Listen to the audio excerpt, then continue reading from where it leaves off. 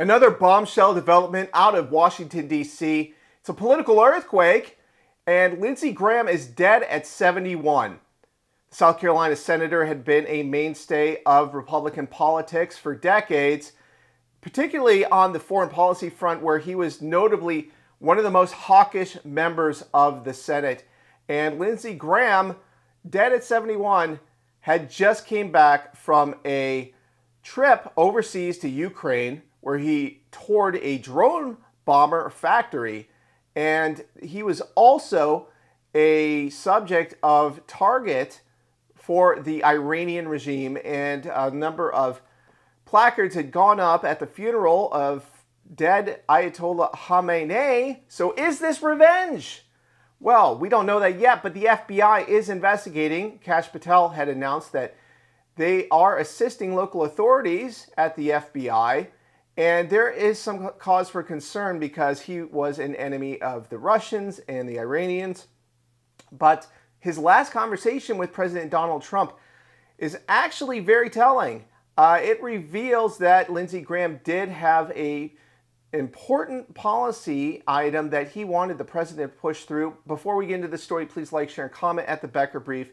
We appreciate your support for common sense journalism, and we try to bring you breaking news updates throughout the day. So please hit the subscribe button or get the notifications. It will really help us stay in touch on the most important news items of the day. So the last conversation that Senator Lindsey Graham had with President Donald Trump. President Trump, thank you for joining us, and my condolences to you. Well, thank you. He's a tough one to lose. He was great. He was unique in every way, actually.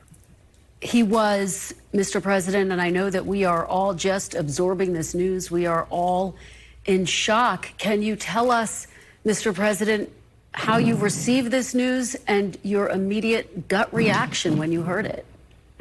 So what makes it even stranger is that I got a call last night sometime at, the early evening, maybe in the 7s, and he called and he said, we're all set for the Save America Act. He was pushing the Save America Act like crazy. He got back, said he just landed from Ukraine. I said, that's a long trip to make. He said, he sounded a little tired, but perfect, but a little bit tired. I had a right to be.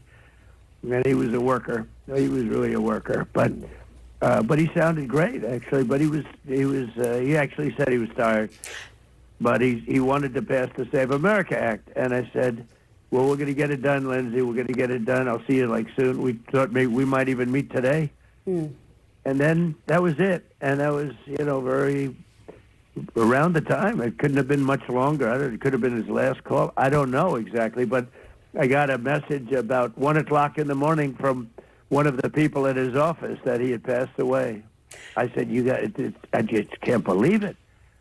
He was like a member of the family to me. It's very tough, actually. It's amazing.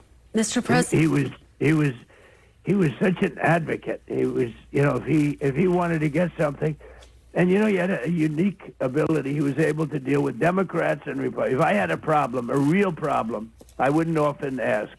But if I had a problem with a Democrat, he could work it out. He was a great politician, actually. The Save America Act, election integrity, of course, being the top item in the U.S. Senate.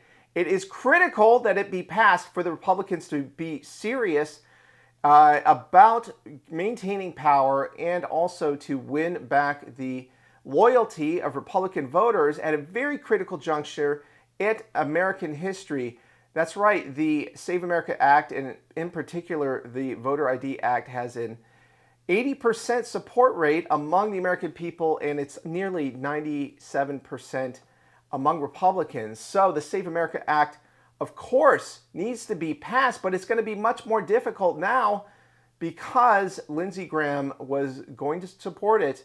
But John Thune, of course, the Senate Majority Leader, has been gumming up the works. He refuses to nuke the zombie filibuster and to get it pushed through. But there is also another development where Vice President J.D. Vance, as President of the Senate, may potentially remove the Senate parliamentarian who had voiced objections to the Save America Act being attached to appropriations bills, for example, to be passed through reconciliation. They had gotten 50 votes at one point for the procedures regarding the Senate version of the Save America Act. But unfortunately, Senator Lindsey Graham is no longer with us, and there are big questions about longtime Senator Mitch McConnell, this former Senate Majority Leader, and he has been out of commission, hasn't been seen in public, despite reports that he is well and talking for 20 minutes at a time on complex issue. Well, he has not been seen in public since we showed you the video of him on a stretcher, an ambulance. We saw his feet on a stretcher. We didn't see him, let alone talking and being cogent and able to vote on matters of importance in the U.S. Senate. So, Senator Lindsey Graham, his last phone call with President Donald Trump is very revealing. It shows that he did care about election integrity, and that's going to be more critical now than ever, because we saw what happened in California. We see these DSA operatives taking over the Democratic Party. They don't have any issue with, playing unfair, playing dirty to get their way. They are dead serious, and we showed some DSA operatives who were bragging about taking America down. That's what the DSA is all about. It's not about democracy. It's not about helping the workers.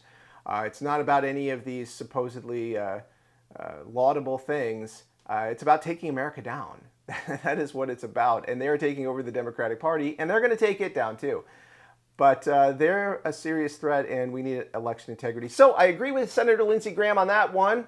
Rest in peace, Senator Graham, and we always appreciate your support at the Becker Brief. Lindsey Graham spent a lot of time with. Like me, he had a lot of enthusiasm for this bill, which I introduced in the Senate about 2.5 years ago.